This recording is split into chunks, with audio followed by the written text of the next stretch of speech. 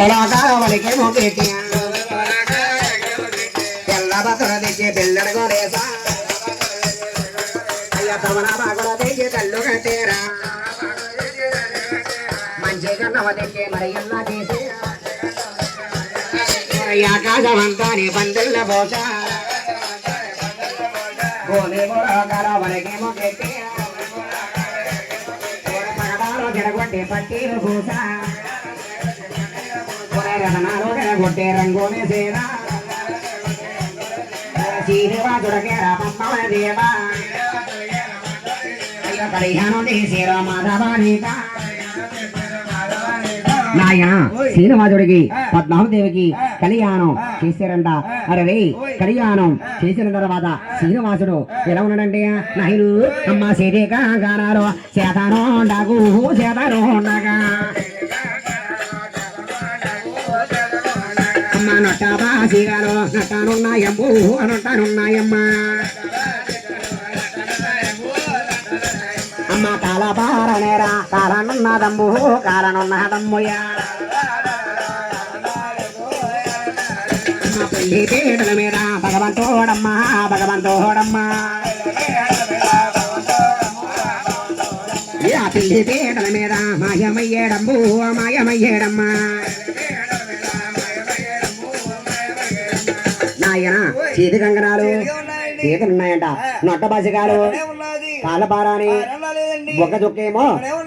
అరే పిల్లి బిడ్డలు మాయమయ్యి ఈ శ్రీనివాసుడు ఎక్కడ గెలిచబడుతున్నానండి నాయను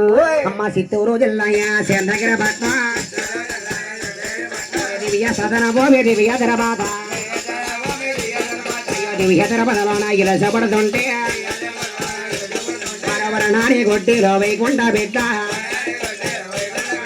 ఇంటి పేరు వారి పూరంజనమా వారు ఇంటి పేరు వారి పూరంజనమా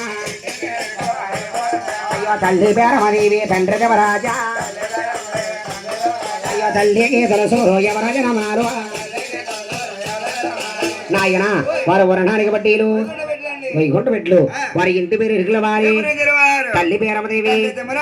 తండ్రి తిమరాజు గారు తల్లి గారి గర్భాన్ని 7 అన్నాదమ్ములు నాయన తల్లికి తొలసూరు ఎవరు జనమవుతున్నారంటే నాయను అమ్మ తల్లికి తొలసూర ఎవరో జనమారమ్ము ఎవరో జనమారమ్మ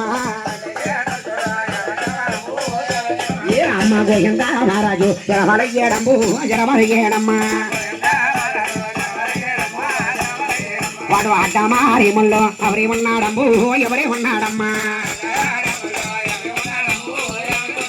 వాడు నిర్మితో మొదవల్లో పొడిగే ఉన్నాడమ్మా పొడిగే ఉన్నాడమ్మా అమ్మ గోయందా మహారాజు జనమరయ్యేడమ్మా జనమరయ్యేడమ్మా నాయన తొలుగుంట పెద్దన గోవిందరాజు అడ్డారి ముళ్ళు 9 ఉన్నాడు. అరే ఈ సోహులు వారు తీసుకున్న పని పెట్టుబడుతుంటే నాయను అయ్యప్ప మత బానబరా పడగత కొడగా మీద పవరించినాడా అమ్మ కాదకడ వచ్చి కాళ్ళు పడుతుంది